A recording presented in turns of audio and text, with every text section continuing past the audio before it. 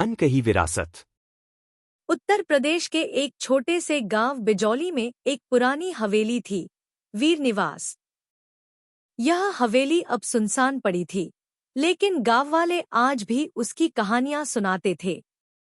कहते हैं कि उस हवेली में कोई खजाना छुपा है, लेकिन जो भी उसे ढूंढने गया कभी लौटकर नहीं आया। आरव, जो शहर में एक बड़ा पत्रकार बन चुका था, अपने दादाजी की मृत्यु के बाद गांव लौटा। उसे अपने बचपन की यादें खींच लाई थी और दादाजी की एक पुरानी डायरी, जिसमें हवेली का जिक्र था।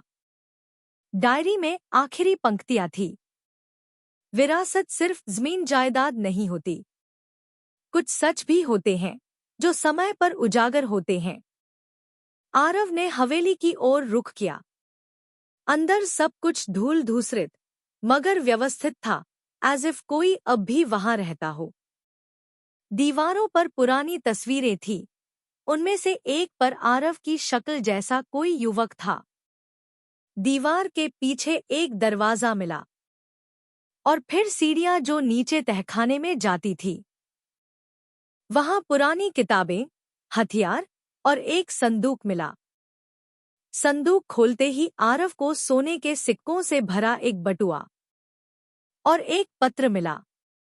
उसमें लिखा था, यदि तुम ये पढ़ रहे हो तो तुम मेरे वंशज हो। इस हवेली की देखभाल तुम्हारा दायित्व है। ये खजाना सिर्फ तुम्हारा नहीं, पूरे गांव का है।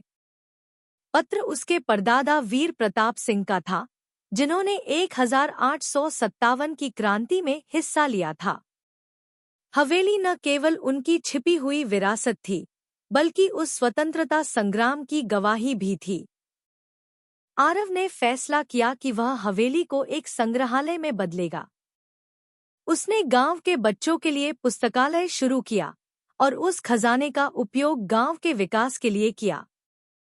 वापसी हवेली में। एक युवा लेखिका माया अपने नए उपन्यास के रिसर्च के लिए उत्तराखंड के पहाड़ी इलाके में एक पुरानी हवेली में रहने आई, गुलमोहर हवेली। ये हवेली एक समय रजवाड़ों की शान हुआ करती थी। अब ये एक हेरिटेज गेस्ट हाउस बन चुकी थी, लेकिन उसमें कुछ हिस्से अभी भी वैसे ही बंद पड़े थे, जैसे दशकों से कोई उन्हें छूना नहीं चाहता। पहली ही रात माया ने एक सपना देखा, वो एक राजकुमारी है और हवेली के उसी कमरे में खड़ी है जो अब बंद है। सामने एक जवान सैनिक खड़ा है और कह रहा है, अगर मैं लौट के न आऊं तो क्या तुम मेरा इंतजार करोगी? राजकुमारी, जो हूबहू माया जैसी दिख रही थी, ने कहा, मैं हर जन्म में तेरा इंतजार करूंगी। माया को उस कमरे में कुछ खिंचाव सा महसूस हुआ। उसने गेस्ट हाउस के केयरटेकर बीरू काका से उस कमरे के बारे में पूछा। काका चुप हो गए, लेकिन बोले, वो कमरा 1947 से बंद है, बिटिया। वहां एक कहानी दफन है, किसी का इंतजार अधूरा है। आखिरकार एक दिन उसने कमरे का ताला तोड़ा। अंदर वही माहौल था जो उसने सपने में देखा था, दीवारों पर वही पेंटिंग्स, वही शीशा और एक पुरानी मेज पर रखा हुआ प्रेम पत्र। मेरी राजकुमारी, अगर मैं वापस न आ सकूं, तो जान लेना कि मेरा दिल यहीं रह गया है, इस हवेली में, तुम्हारे पास। कप्तान आरव सिंह। अगले दिन गांव में एक बुजुर्ग मिले, जो बोले, तुम बिल्कुल वैसी ही दिखती हो जैसी वो राजकुमारी थी, जब वो मरने से पहले कह गई थी कि वो लौटेगी। माया को अब यकीन हो चला था कि वो उसी प्रेम कहानी का पुनर्जन्म है। उसने उस हवेली को अपना घर बना लिया और कप्तान आरव की कहानी को लेकर एक बेस्टसेलर उपन्यास लिखा। ईमानदार लकड़हारा।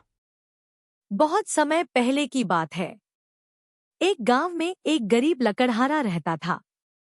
वह रोज सुबह जल्दी उठता, जंगल जाता, पेड़ काटता और फिर लकड़ियां बेचकर अपने परिवार का गुजारा करता। लकड़हारा बहुत ईमानदार और मेहनती था। वह कभी किसी का बुरा नहीं सोचता और न ही झूठ बोलता। उसे जितना मिलता उसमें ही संतुष्ट रहता। एक दिन की बात है। वह रोज की तरह जंगल गया और नदी के किनारे एक बड़ा पेड़ काटने लगा। पेड़ बहुत मोटा था और उसे काटने में काफी मेहनत लग रही थी। अचानक हाथ से फिसलकर उसकी कुल्हाड़ी सीधी नदी में जा गिरी। लकड़हारा घबरा गया। वह नदी के किनारे बैठकर रोने लगा। हे भगवान! अब मैं क्या करूं? यही एक कुल्हाड़ी थी जिससे मैं रोज मेहनत करता था। अब मेरे पास कुछ भी नहीं बचा। तभी नदी में से एक तेज प्रकाश निकला और एक देवी प्रकट हुई। वह जल की देवी थी।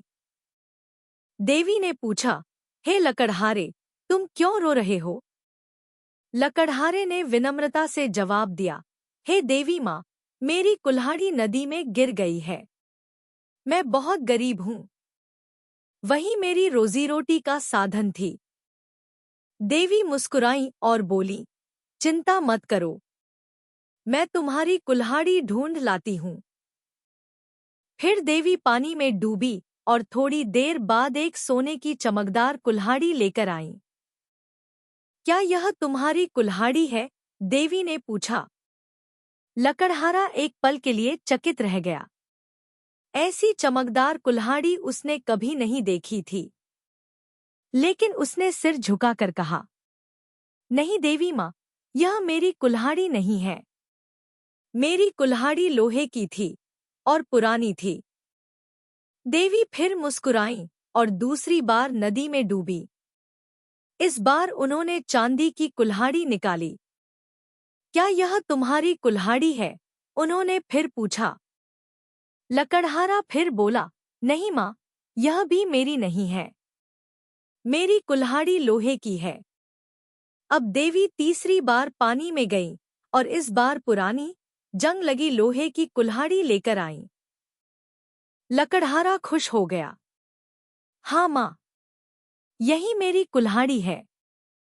देवी बहुत प्रसन्न हुई। उन्होंने कहा, तुम बहुत ईमानदार हो। मैं तुम्हारी ईमानदारी से बहुत प्रभावित हूँ। इसलिए मैं तुम्हें ये तीनों कुल्हाड़ियाँ उपहार में देती हूँ। लकड़हारा हैरान रह गया और हाथ जोड़कर धन्यवाद बोला। उस दिन के बाद उसकी जिंदगी बदल गई। उसके पास अब 3 कुल्हाड़ियाँ थीं और वह पहले से बेहतर जिंदगी जीने लगा।